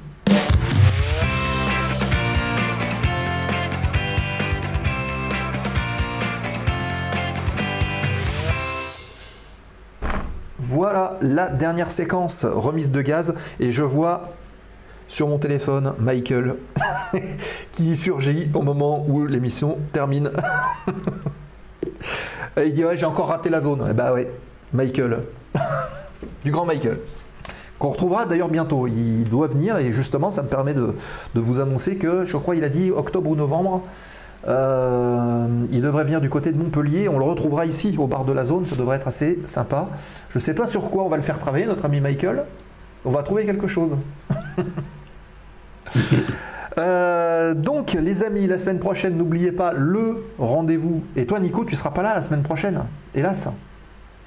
Non, je suis en déplacement. Eh oui. Donc la semaine prochaine, on reçoit 2 pilotes de l'équipe de voltige de l'armée de l'air, les capitaines Odon et Orlowski, qui sont respectivement champions du monde en titre en Pologne, là il y a quelques semaines, et vice-champion du monde en titre. De quoi? dis, j'aurais bien aimé les Eh rencontrer. oui, oui, oui, oui. On parlera avec eux justement de leur parcours, de leur passion pour l'aviation, comment ils sont venus. Ils sont arrivés à venir à l'équipe de voltige de l'armée de l'air. Pourquoi ce choix? Vous verrez que les profils sont différents, puisque le capitaine Orlovski est un chasseur, alors que le capitaine Odon est un transporteur de base. Donc on discutera un petit peu de tout ça. Ils n'ont pas de victoire, mais en quelque sorte, ce sont des as. Oui, c'est ça. Fred qui dit ce sont des super mecs. Et oui. Et puis on aura également un photographe, le sergent-chef Pasquet, qui viendra nous voir et qui nous parlera un petit peu de son rôle dans l'équipe les équipes de présentation et comment. Moi j'ai envie de lui demander comment il fait pour savoir à quel moment il doit appuyer sur son objectif pour avoir la photo qui va être utilisée ensuite dans l'escadron. Voilà. Comment il le fait? Est-ce qu'ils sont en symbiose avec les pilotes? C'est des questions qu'on pourra leur poser. Si vous avez d'ailleurs des questions à leur poser, n'hésitez pas à le faire. Vous faites une liste. Vous le mettez sur le forum et moi je m'engage à poser ces questions aux invités ou bien vous le postez aussi directement sur le chat si vous êtes là, avec plaisir. Voilà, dans les semaines à venir, qu'est-ce qu'on va faire? Est-ce qu'on peut envisager, Nico, un petit laïus sur l'histoire de l'aviation? Ouais, je vais préparer le sujet, oui. Ouais, ok, bah tu nous tiendras au courant. On retrouvera du beau monde, des invités, il y a encore pas mal de choses. Encore une fois, là, avec la rentrée, les gens sont un peu sous l'eau, donc c'est compliqué d'avoir des dates. Là, par exemple, pour la semaine prochaine, ça fait bien 15 jours qu'on est en négociation pour déterminer la date. Et ça s'est déterminé hier pour la semaine prochaine, donc ça va... Malheureusement, on est un peu tributaire de ça. Mais on est quand même content de vous proposer les choses, puis des fois, ça mène un peu de surprise. Voilà ce qu'on pouvait dire. N'hésitez pas encore une fois à partager la chaîne au sein de vos clubs. Parlez-en autour de vous, parlez-en pilotes que vous rencontrez, parlez-en... si d'ailleurs il y a des gens qui font du BIA, vous connaissez des petits jeunes qui ont démarré une section BIA, parlez-leur de la chaîne. Parce qu'on amène de l'information qui peut aussi leur être utile. Donc vous êtes les promoteurs quelque part de la chaîne, il n'y a pas que nous. Et on compte aussi sur vous pour faire décoller un peu tout ça et qu'on soit un peu plus nombreux. Parce que là, c'est vrai qu'on n'est pas très très nombreux. On doit être à une dizaine. Voilà. Et je sais aussi qu'il y a des gens qui n'ont pas de compte Twitch, mais qui regardent aussi derrière en ne se connectant pas sous Twitch, mais qui arrivent quand même à voir les lives. Voilà, qu'est-ce qu'on peut dire d'autre, Nico? Ah oui, si, regardez l'avant-dernier message sur le chat, là, adoptez les visuels de la zone sur vos corps galbés, rendez-vous sur la boutique, vous avez la possibilité de commander tout plein de petites choses aux couleurs de la zone aéro. Je ne sais pas si je les ai là d'ailleurs, il me semble que j'avais préparé, ouais, si c'est ici, allez, je résiste pas au plaisir de vous le montrer, des fois que... Teams, alors hop, je repasse rapidement au mode incruste. Hop, c'est ici. Et hop, toc toc toc. Ça arrive. Il faut vraiment que je m'occupe de cet OBS cette semaine parce que là je clique dessus et en fait ça s'ouvre pas. Enfin, bravo la mise à jour. Toc toc toc, c'est ici. T'as acheté ça en Russie, non? De quoi? T'as acheté ça en Russie? De quoi donc? De quoi parles-tu en le matériel qui marche pas, tu fais ça en Russie? Ah, les joies de Windows. Non, mais c'est pas Windows, hein. L'ordi en lui-même il tourne bien. Mais c'est OBS depuis que la mise à jour a été faite là, c'est catastrophique. Il y a du délai, il y a des fonctions qui ont disparu. Voilà quelques produits qu'on vous a concoctés. Vous avez des petits t-shirts. Voilà, par exemple. Est-ce qu'il ne se retourne pas celui-là? Hop. Donc voilà, là vous avez un drap de bain avec l'avion qu'il y a dessus, des verres à bière, les mugs. Des leggings, des coques de téléphone. Il y a des t-shirts pour les filles aussi qu'on a fait ici avec les petites pistes là qui vont bien. Voilà, il y a pas mal de choses et sachez que en fait, comment dire, on a limité volontairement les marges de ces équipements là et si vous commandez, en gros, on a 1 ou 2 euros qui tombent dans la caisse de l'émission pour nous permettre de financer, de continuer de vous proposer du contenu. Donc allez-y, hein, soyez les représentants de l'émission en portant, en arborant toute la partie textile de la zone aéro. Bref, ceci étant dit, je reviens sur Nicolas. Donc, semaine prochaine, on a dit l'équipe de voltige de l'armée de l'air. On aura Jacques Bottelin dans pas très longtemps aussi, on l'espère, qui nous parlera de ces Pilatus PC-7, de ces Marchetti de l'époque, même de ces L-39 Albatros, sur lesquels il volait avec la patrouille Breitling. On parlera un peu de sa carrière et du vol en formation. Pareil, n'hésitez pas à poser des questions et venir discuter avec lui quand il sera notre invité. Voilà, patrouille Martini, exact. Il y a des années. Bon, eh bien écoute, mon cher Nico, merci de ta participation. Bah ouais, il est l'heure de se poser. C'est ça. 20h16 UTC, il est le temps de se quitter. Je vous rappelle que l'émission de la semaine dernière sur le facteur humain est en ligne depuis minuit et que celle-ci, vous pourrez la retrouver juste après l'émission en replay sur la chaîne Twitch. Hein, donc allez y faire un tour. Vous pourrez visualiser cette émission pendant 15 jours, 2 semaines. Et puis à partir de la semaine prochaine, mercredi prochain, elle sera aussi en replay sur la chaîne YouTube. Puisqu'au-delà de 15 jours sur Twitch, ça disparaît. Donc au moins, on met tout sur YouTube. Et vous pourrez regarder un petit peu tout ça tête reposée quand vous le souhaitez. Merci à toutes et tous. Merci Jordan pour cette première à la modération. Merci Aviateur 59. Merci Freeflight 30. À bientôt à Courbesac.